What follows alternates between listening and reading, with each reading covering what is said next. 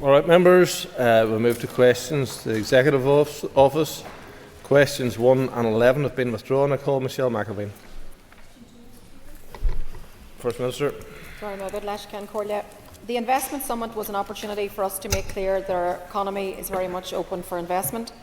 It allowed us to be visible to a wide range of global investment stakeholders and also to engage directly with companies who might consider investing here, as well as those who already have a presence. We're able to hear the latest developments from the Government in terms of their plans to support investment and to remove barriers. It also gave us the opportunity to reinforce the message of why this is a great place in terms of a great investment option, and also to highlight the unique benefits of dual market access. Ms McAveen. Thank you, Mr Speaker. There was next to no media coverage of the First and Deputy First Ministers attending the International Investment Summit, or indeed the Council of Regions and Nations last week, both in London and in Edinburgh. Could I ask the First Minister why local media was not given access to these events, and was this related to the First Minister hiding from media scrutiny because of the safeguarding scandal within Sinn Féin? Minister.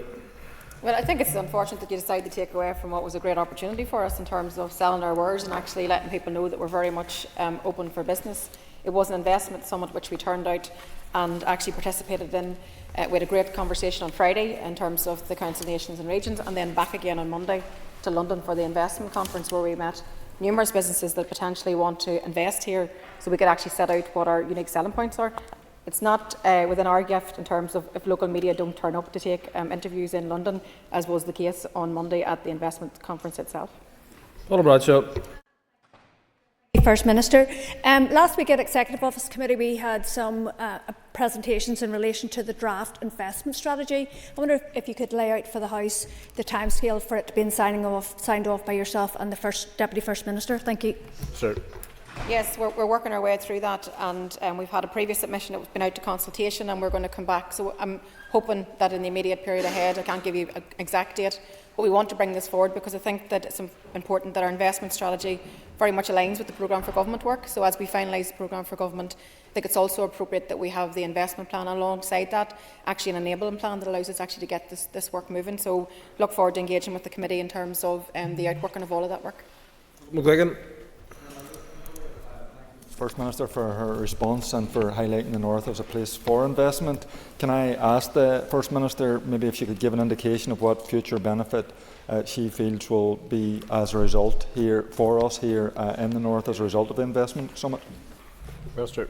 Thank you. I mean, the purpose of the summit itself was to engage with international trading partners and to demonstrate that we are very much open for business, and we're confident that the positive engagement we had with stakeholders at the conference and the very clear message of our ability to support innovation, high quality jobs will drive future investment. Some of this will naturally take time to deliver.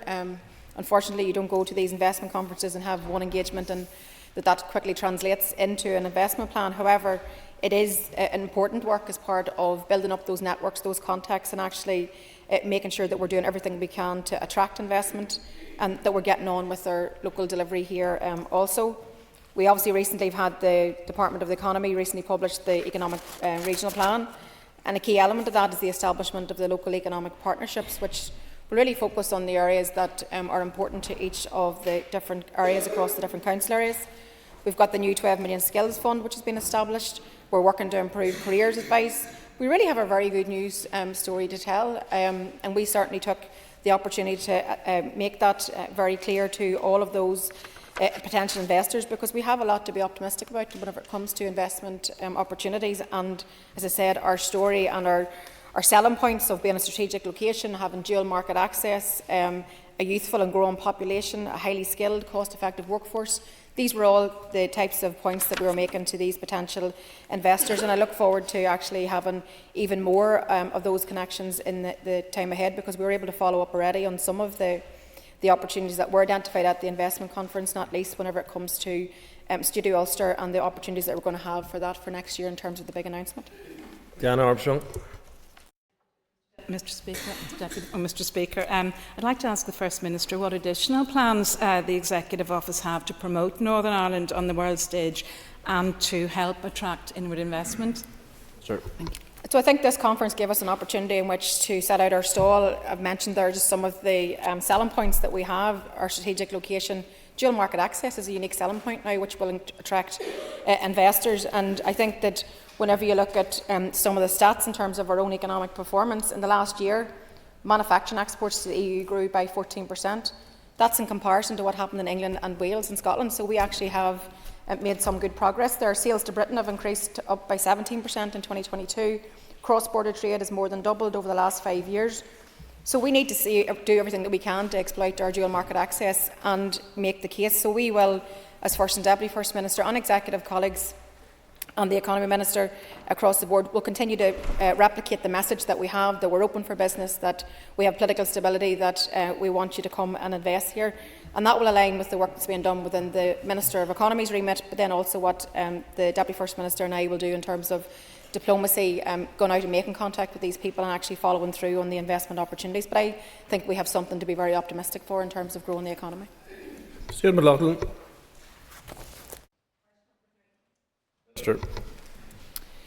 We are fully committed to protecting all children from harm and to ensuring the highest standards of safeguarding and child protection. All staff in our department must adhere to the next child protection policy and guidance, and established procedures are in place for reporting concerns and disclosures. We are also committed to continuing our important work with victims and survivors. Since February, we have engaged with the Commissioner for Survivors of Institutional Childhood Abuse, and we will also be shortly meeting with victims and survivors groups to discuss the issues that matter to them. We met with those affected by mother and baby institutions, Magdalen laundries and workhouses before the launch of the public consultation, and we are also committed to direct ongoing engagement as this process continues. We have secured the Executive's endorsement of a new strategy for victims and survivors of the Troubles conflict and the new strategic framework for ending violence against women and girls. This framework was developed through co-design with the input of the community and voluntary sector, including the most valuable participation of women who have lived experience. And in support of this, the junior ministers visited grassroots women's organisations where they met with victims and survivors of violence. They've also met with victims and survivors of historical clerical child abuse and to discuss ongoing research and to attend an event to recognise the work of the Regional Trauma Network. Across all of these areas of work, we will continue to focus on delivering for some of the most vulnerable people in our society. Ed Loughlin. First Minister, when were you first made aware of the reason for Senator Niall O'Donnell's suspension from your party? Minister. On the 13th of September, in line with our child protection guidelines and given that the complainant was under the age of 18, Niall O'Donnell was suspended from the party and the issue was referred to the PSNI and the social services in the North to investigate. At this point, I was made aware. Emma Sheeran. Thank you to the Minister for that answer. For your answers thus far. Following the further tragic news of yet more deaths of females in the North, and indeed I was on my feet earlier today in the Chamber to speak about that, can you outline your commitment to the End in Violence Against Women and Girls strategy that your department is leading? First Minister. Yeah, thank you for that, and I commend the member just for the statement that you made earlier. And of course, we all send our heartfelt condolences to the families of each and every one of those women who have lost their lives to violence against women and girls. 24 women murdered since 2020. These were daughters, mothers, sisters and friends, and these figures absolutely speak to an epidemic of violence against women and girls. So let me say again today that the message that we delivered when we launched our strategy, that words aren't enough. Now is past the time for talking, and that is why ending violence against women and girls has been a day one priority for both myself and the Deputy First Minister, and why it's a priority in the draft programme for government. Our 7-year strategic framework and our first delivery plan launched last month will work to end this scourge on society, but as the member will know, at the heart of that plan is the preventative work and the education piece that must be carried through, and this is going to take some time, but it is the beginning of what may well be a generational journey where the end point must be the building of society where women and girls live free from all forms of violence, abuse and harm, and together we must make this work happen. Jonathan Buckley. Thank you, Mr. Speaker. In the interest of transparency for victims and survivors, just last week your party leader, Mary Lou MacDonald, has faced calls to correct the record in the Dáil after she appears to have misled the House in relation to the age of the victim of Councillor Niall, or former Senator and former Sinn Féin Lord Mayor of Belfast, Niall O'Donoghue, who was a subject of inappropriate tax. So for the purpose of clarity, can the First Minister tell the House what age was the schoolboy involved? Minister. Can I just repeat again that all child protection protocols were followed with an immediate referral to the PSNI and also to social services. The protection of the young person was absolutely our primary concern. Niall O'Donoghue was held accountable and faced serious consequences for his totally unacceptable and totally inappropriate behaviour.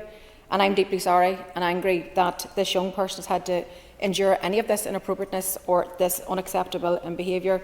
Also, I can confirm that according to our records, the young person was in fact 17. That's the records which we have in our files in terms of membership. Connie Egan. Speaker, Minister, last week the Executive Office Committee issued an invitation for you to attend committee this week in regards to safeguarding and representation of victims and survivors. Will you be coming to committee this week? Yes, I've said I'm very happy to engage the committee. I know the committee are seeking legal advice. I look forward to seeing that, but I'm happy to clarify the record in terms of the questions that were put to me. Galston. First Minister, the last time you came before the Executive Committee, you told us that you didn't see Michael McMonagle at an event in this building on the 14th of February, even though photographs emerged a few days later showing you were within feet of him. You told us you didn't engage with the British Heart Foundation on that day. Photographs later emerged a few days showing that you had conversations with Fergal McKinney. When I asked you a question in this place, you wouldn't answer. When asked when the next Sinn Féin paedophile scandal would hit the party, now we know why. Isn't it the truth that given the remit of your office, you have lost all credibility? Or does the fact that with all other unionists in this chamber seemingly having confidence in you to hold office means that you've calculated that, like so often before, you'll get away with it? I'm always more than happy to answer questions that are genuinely about safeguarding because it's so important that we get this right. I have clarified my position in relation to engaging with Fergal McKinney and the British Heart Foundation. The member knows that only too well, so you're just standing on your feet to make a party political statement today as opposed to actually being genuine about trying to ask questions that are legitimate for me to answer, which I have, I think, endeavoured to try to do so in this House. Keith Buchanan. Please. First Minister. We attended the inaugural meeting of the Council of Nations and Regions in Edinburgh on Friday the 11th of October 2024. The Council has been established to bring together governments and authorities with devolved responsibilities to determine actions for tackling some of the biggest and most cross-cutting challenges that we face. The meeting was chaired by the British Prime Minister Keir Starmer. Also attended were the First Ministers of Scotland and Wales and Mayor of London, the mayors of combined authorities and combined county authorities. This first meeting focused on economic growth and inward investment. The theme was chosen in light of the International Investment Summit, which was then held in London on the 14th of October, and which the Deputy First Minister and I also attended. The Council received an update on the Industrial Strategy Green Paper, Invest 2035, and we discussed opportunities for attracting long-term inward investment. Council members confirmed their commitment to working together to maximise investment and to support economic growth. It's envisaged that the Council will meet again in spring of next year. Paul Keith Buchanan. Thank you, and thank the First Minister so far for your answer. I welcome the First Minister and Deputy First Minister attendance at this event and their engagement with the Prime Minister in all UK regions. But would you commit to me on this House to make a full statement to the House on the back of this meeting and provide the benefits of the meeting to this region? Minister. Yes, so we're happy to report in terms, as I just have done, in terms of answering the question, but this does fall outside the normal structures of reporting to the Assembly Chamber, so we need to take advice in regards to that. But very happy to inform the House that we saw it as a good opportunity to engage, we saw it as a good opportunity to discuss investment, we saw it as a good opportunity to discuss shared challenges and also shared opportunities. So we look forward to building on the work that has now commenced with this new structure, but it is not a substitute for other formal structures of intergovernmental engagement, including, for example, the British Irish Council or the East-West Council structure that's also there as well. Alicia McHugh. Thank you, Mr. Speaker, and my thanks to the Minister for her answers so far. Did you have the opportunity to raise the city deals with the Prime Minister during the visit? Minister. Yes, the Deputy First Minister and I had the opportunity to meet privately with Keir Starmer whilst we were in Edinburgh in advance of the meeting with the First Ministers from Scotland and from Wales, and we raised the issue of funding for city deals. We absolutely underlined and stressed the importance of urgently securing the funding for those which are remaining paused, the Mid-South West and the Causeway Coast and Glens.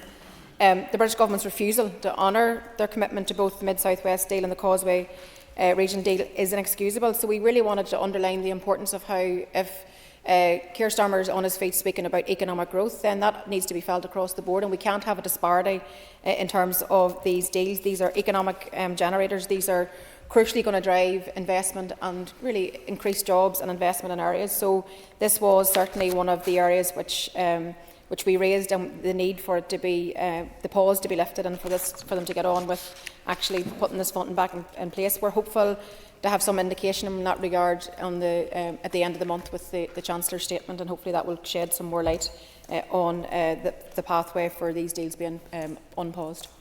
Philip Brett. 5, Mr. Speaker. Minister. With your permission, Mr. Speaker, Junior Minister Riley will answer this question. To date, £16.3 million has been invested in North Belfast and Urban Villages capital projects, 13 of which are now complete. 4 projects are currently being progressed in the area, including ABC Trust Health and Leisure Hub, which is on site now, and the redevelopment of Ballysillan playing fields, where construction is due to begin on site in November of this year. Westland Community Centre is currently being explored.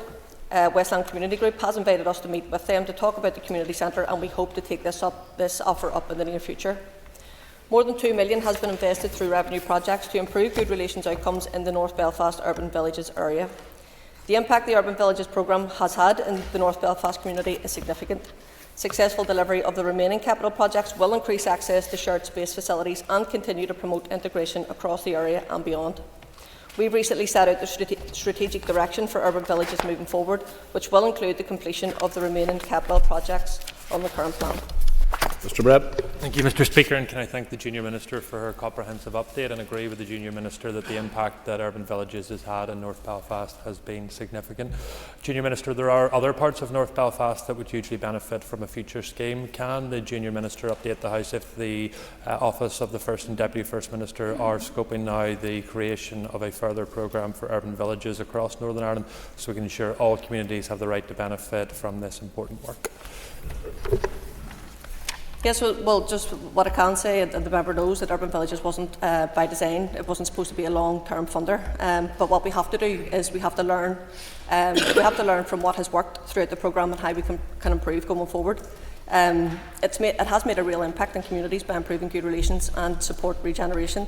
I, alongside with Junior Minister Cameron, have visited numerous sites, met with organisations and witnessed the positive change that has been as a result of the programme, and work on the ground continues with those local communities playing a vital role in shaping and benefit from the projects being delivered, and I look forward to working with officials and the Department, of course, going forward in the development of our urban villages going forward. Rick Largate. And I thank the Junior Minister for her answer so far, and note the hugely positive work that has come out of urban villages, particularly in my own constituency in Derry. I appreciate the Minister's already answered this in part, but could you specifically outline the next steps for the project, and also what thought has been given to Urban Villages Phase 2? Minister. Yes, well, just by way of starting, since March, since coming into this position, I've had the great opportunity alongside other ministers to visit numerous sites throughout the entire north. We were in Derry, the Newgate Arts and Culture Centre in the Fountain area, Hosford Community Homes in East Belfast, and I just also want to commend the great work that's done by East Belfast Missions, the Community Garden and Family Shed, which is in South Belfast, and I know there's the project that is also going to be delivered in terms of the Lockhouse development. And just last week I attended another great event in the City Hall, which brought children together in terms of schools, which was a Buddy Up initiative celebration, and what that really showed is community good relations, not just benefiting for the schools, the teachers, but also for the kids themselves and the parents. But as you have already heard, the programme has clearly delivered a tangible benefit across participating communities. Successful delivery of the remaining capital projects will increase access to shared space facilities and continue to promote integration across the 5 urban villages areas and beyond. We've set out a strategic direction for urban villages in the time ahead, and that will include completing the current urban villages plan with a focus on delivering the remaining capital portfolio projects, investing in securing the sustainability of capital projects, and working on capacity building to support community organisations taking forward large capital projects, and planning for the future by establishing a working group to take forward the development of Phase 2. Ministers are currently reviewing the areas where urban villages Phase 2 can have the most impact in future, including more rural areas, and we will keep members informed as this process progresses. Mark Durgan. Mr Speaker, agus buíochas leis an éire fáinne. And my thanks to the Minister for her answers so far. Has it always been an imperative that all urban villages projects, work that they do and fund, improve good relations outcomes and promote integration? Minister. Well, I think just in terms of, I've outlined just in terms of the clear good work that the Urban Villages has done throughout the entire North, and it has had a wide reach and it has been impactful, and that's ranging from people of all ages. But what I will say is that we are focused on investment in securing the sustainability of remaining capital projects going forward, and as I said, we will keep members up to date as we go forward with that. Orlea Flynn. Please. Minister. Yeah, Engineer Minister Riley will take this question.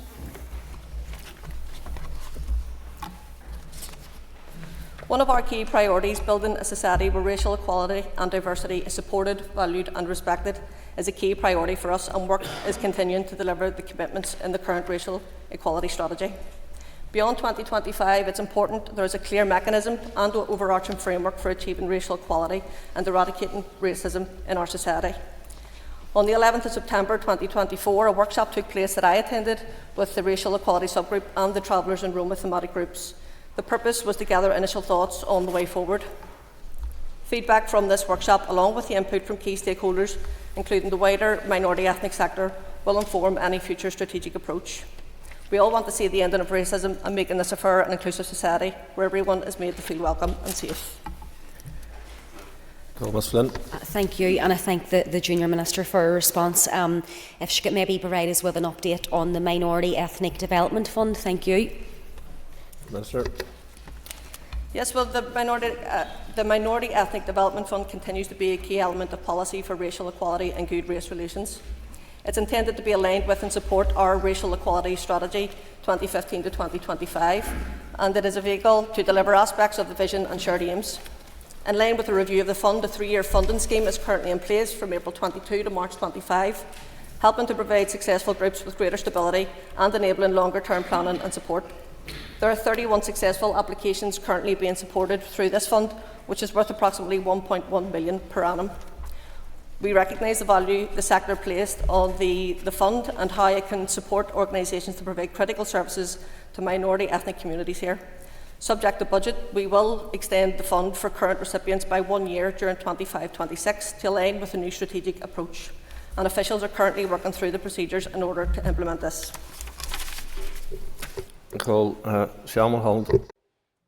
Thank you, Mr Speaker, and thank you, Junior Minister. I was just wondering if you could give us an update of when the Race Relations Order will be updated.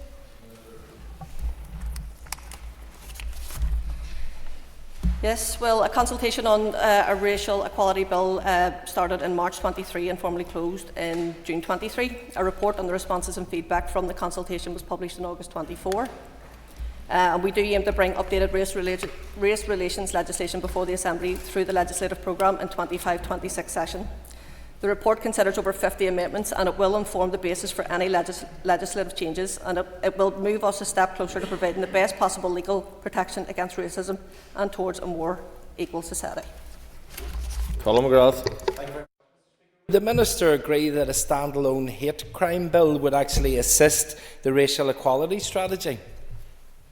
Sure. Well, all forms of violence, hate and discrimination has to be tackled head on and called out. There's absolutely no place for racism in our society. What we do need to do is we need to support inclusion. We must challenge and confront any form of prejudice and ensure values of respect and equality for all. Our collective goal is to build a society where every individual, regardless of their background or identity, can live free from fear, hate and intolerance. And we all should be working actively and together to make sure our communities are safe and are absolutely welcoming for everyone. Nadal.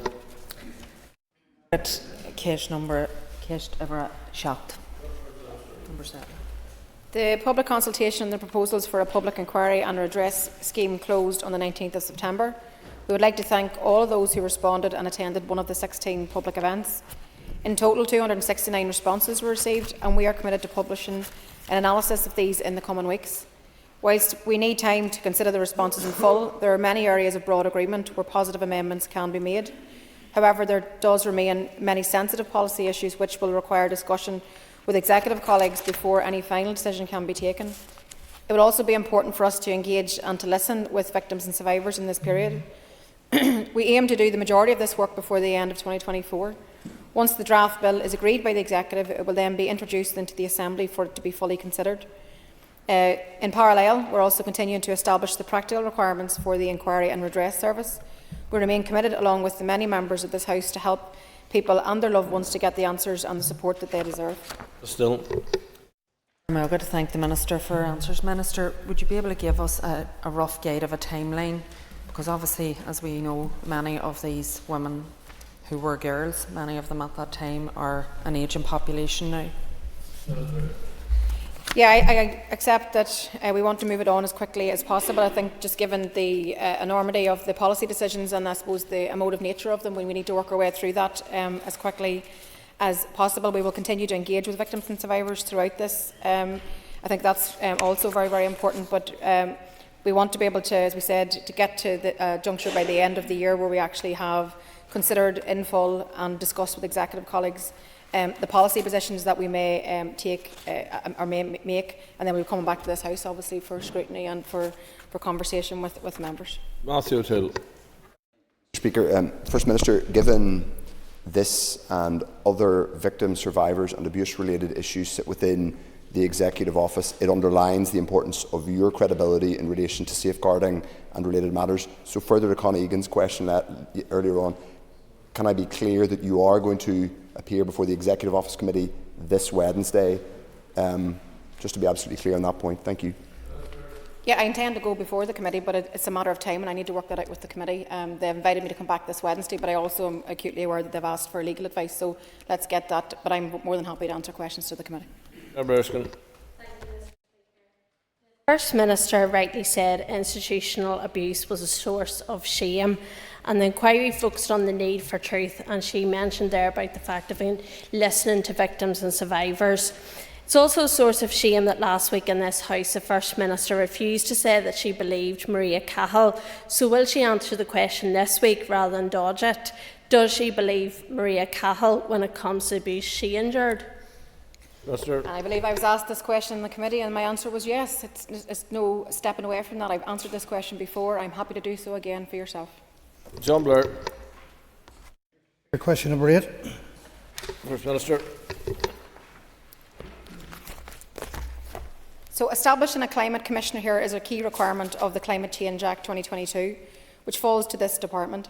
When established, it will be an important element of our support to transition to net zero.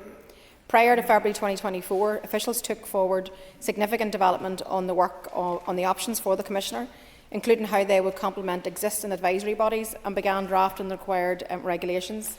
Over recent weeks, the Deputy First Minister and I have agreed that the necessary procedures should now be undertaken to have these regulations laid and made in this Assembly as soon as possible. This will be an important first step in establishing the Commissioner. Our officials are now undertaking the work required to have the regulations laid and made. The Committee for the Executive Office will also consider them in due course. The appointment of the Climate Commissioner will follow once the Assembly procedures are completed and the regulations are in place. Although there is no date stated in the Act as to when a Climate Commissioner should be appointed, once the regulations have been approved, we will move as quickly as possible to see that appointment is swiftly made. Mr Blair, a few seconds. Thank you. Can the First Minister give us any indication of why it's taken so long to appoint commissioners on a range of issues, from climate to victims to languages, given these were supposed to be done within 100 days of restoration?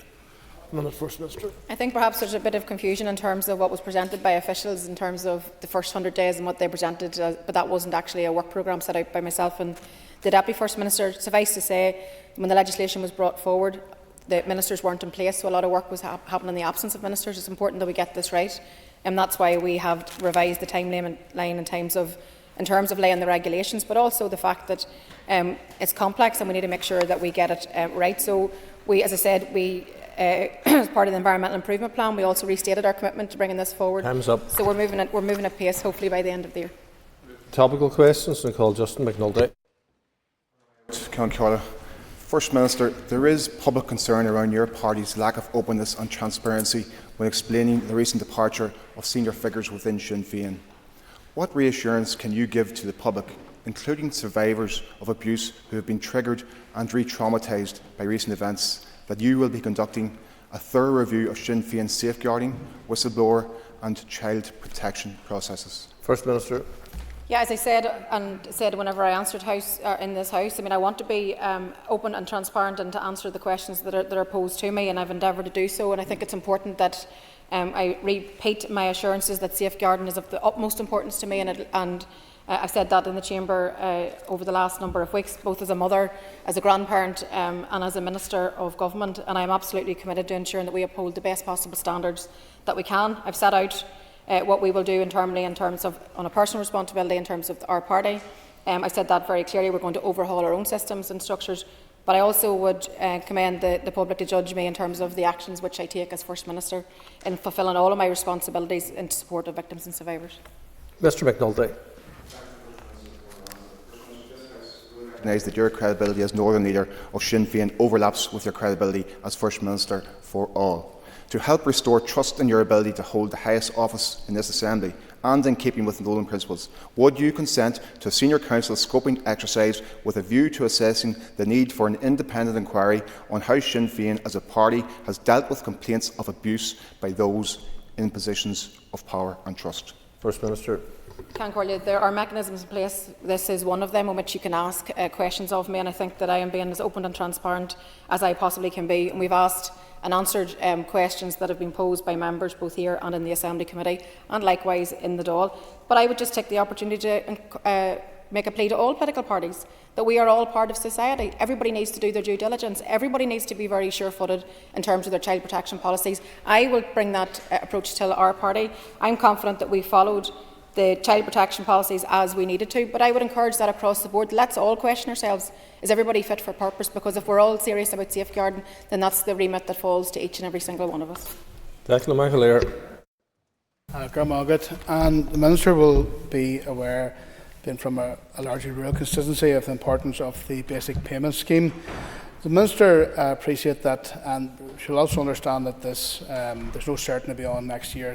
This is under control of the British Government. Does the Minister appreciate that any cut to the basic payment scheme could have a detrimental impact on our agricultural community, particularly small farms? Minister. Yes, absolutely. I mean, I thank the member for his question and for being very vocal on this issue, as I know other members of the House are also. I mean, farmers were told that they would be replaced pound for pound, and here we are sitting and they're still not sure where they stand. And the cutting of this farm, and particularly for our small family farms, will have a real negative impact in terms of our local farmers and our local agri-economy. So since Brexit, our agricultural community as a whole has faced significant uncertainty, first with the loss of the EU's cap single farm payments, but now with the cutting of the basic payment scheme. And this scheme is a lifeline for farmers, and it must be protected, and I can assure the member that we have raised this at British Government level and will continue to do so. Mr McAleer.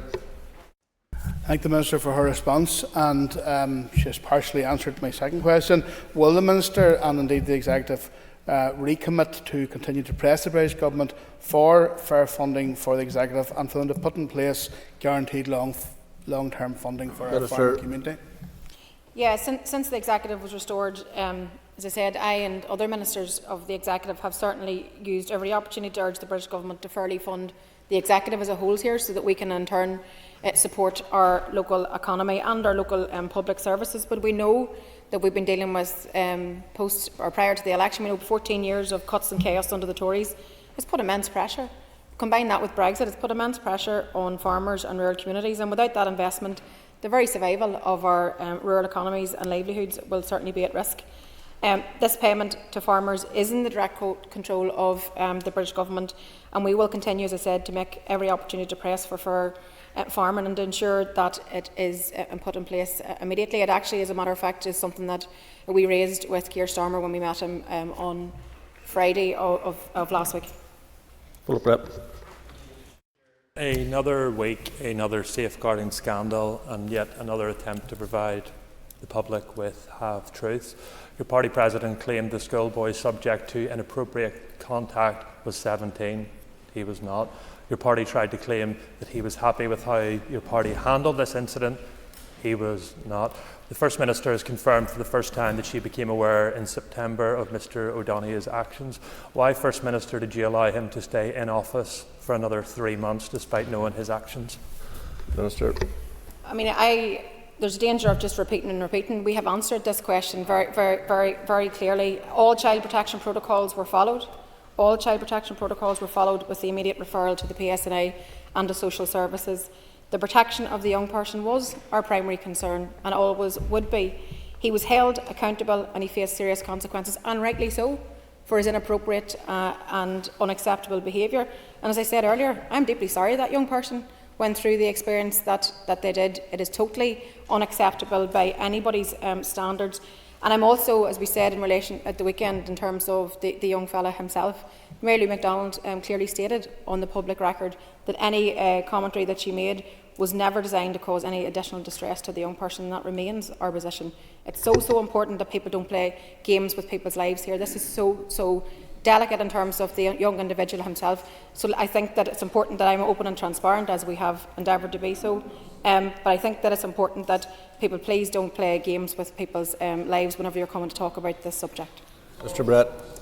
First Minister, I'm going to try that again because transparency is very important. So I'm going to ask you again, why did you, as Deputy Leader of Sinn Féin and First Minister designate, allow Niall O'Donoghue to remain as one of the most senior members of Sinn Féin, leader of your party in the Seanad, in office for 3 months, 3 months, First Minister, despite you knowing that he had inappropriately contacted a schoolboy?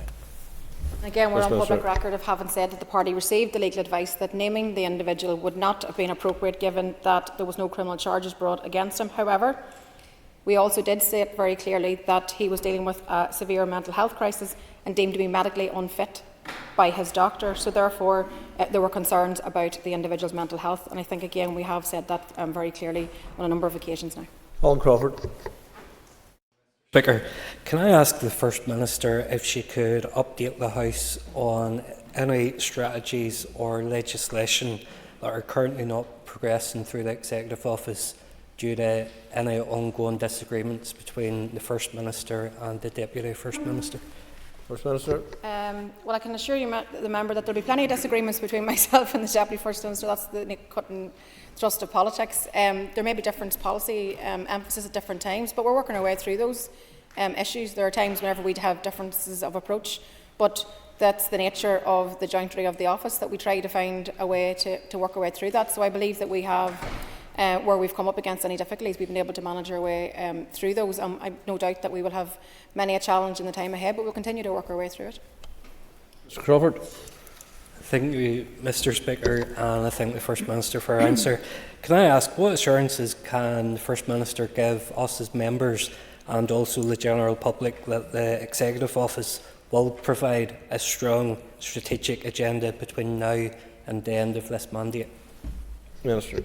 I think that we've already demonstrated that that's what we're absolutely committed to doing. Whenever you look at what we've been able to bring forward, our draft programme for government's out for consultation. We've had the first year legislative programme, we've made advances in childcare, we've made advances across a whole raft of areas which I think we can all collectively be proud that we're making progress on. But of course there's a large volume of work to get through, but it's important that we get the right strategies and policies in place. It's important that we demonstrate to the public the value of local institutions delivering for them, and I have no doubt that that's the resolve of both myself and the Deputy First Minister in the Executive Office, and we'll always come here to this House and talk to members about all the different areas that we cover. Hi, Harvey. And thank you, Mr Speaker. The First Minister will be aware of plans to charge VAT on private schools and how this will inadvertently affect small independent schools across Northern Ireland, such as Harmony, for example, in Ballynahinch. Will the Minister support the Education Minister's stance on this and write to the Labour Government and seek to ensure that low-income families who see benefit in faith-based education do not fall foul to this tax policy in Northern Ireland? First Minister. Well, this is very much a policy responsibility that's under the Department of Education, so that he'd be best placed in which to answer that question. It's not something that I believe that he has asked for support on, but I would have to double check that to be sure. But obviously a policy responsibility in this regard would fall very much to the Education Minister. Mr Harvey. And thank you for your response, First Minister.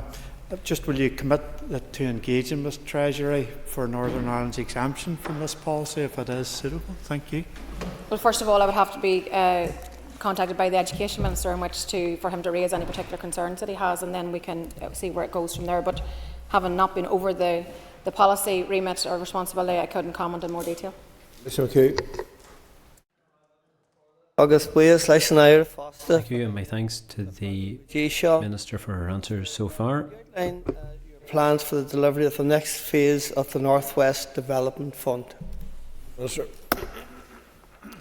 Yes, so we are working our way through that. It comes to an end in the early part of next year, so we're very keen that we can get to the juncture where we work with the Irish Government, because obviously they're a major funder, but we want to build on the good progress that has been made to this point, and there's no doubt that I don't think anybody can dispute that the North West Development Fund has been very effective, but I think that there's a lot of scope for us to build on that for going forward. But again, we need to, and we are communicating with the Irish Government in regard to what it looks like in terms of its next iteration. Mr McHugh. Minister, I'm sure you also would agree with me that addressing the regional imbalance is key to a thriving, progressive economy here in the north of Ireland. Minister. Yes, and when I talked earlier about growing our economy and the benefits and our selling points, I think that the fact that we are very much focused on regional balance and ensuring that we have a fair economy is a very strong point to make, and I very much welcome the fact that the Economy Minister has brought forward his proposals in terms of what is essentially a game changer to ensure that there is regional balance across the way. Everybody must enjoy the prosperity that we create. And I think that we can do a lot more in this regard, but I do think that the legislation that's been brought forward and developments recently of, for example, the A5 project going ahead, all speaks to regional balance and all speaks to an improved picture and ensuring that there is a fairness across the board. And I can assure that the member that regional balance, creating more jobs, ensuring that everybody gets their share in that, I think is an absolutely laudable policy choice, and one which I know that we will continue to pursue. We heard from the Junior Minister earlier that urban village projects aim to improve good relations outcomes and promote integration. Worthy aims that I'm sure we all support. Does the First Minister believe that the so-called Peacemakers Museum in Derry does both or either? Well, of course. I mean, I think that we can, as the Junior Minister talked about, there is so many excellent projects out there that really do improve community relations. No doubt the museum also plays its part in all of that. I think that goes without saying.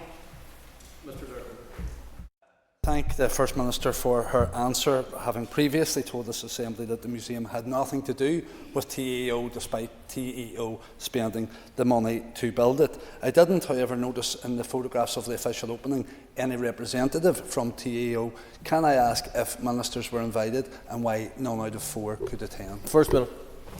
I'm not aware if we were invited. I look at every invitation favourably, as the member will know that I spend my days and evenings and weekends out and about engaging with excellent projects. I don't know if we were invited. I don't remember declining an invitation to attend, and I think we just need to be clear in terms of what I said previously in terms of what we fund and what we don't fund, and I was making a distinction at that time, as the member is acutely aware. Speaker, when Senator O'Donoghue resigned as a senator, the Sinn Féin leadership knew the reasons why.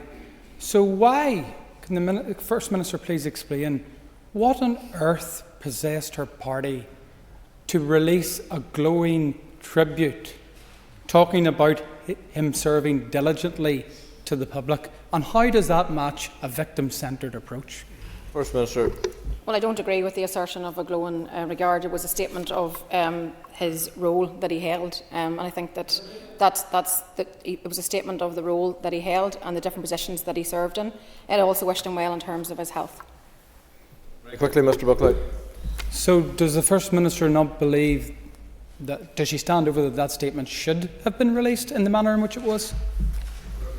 I think I've tried to answer this, Mr. Speaker, in terms of the individual's mental health and the sensitivities around that, so I think I've tried to answer the question for you. Concludes questions to the First Minister. We now move on to questions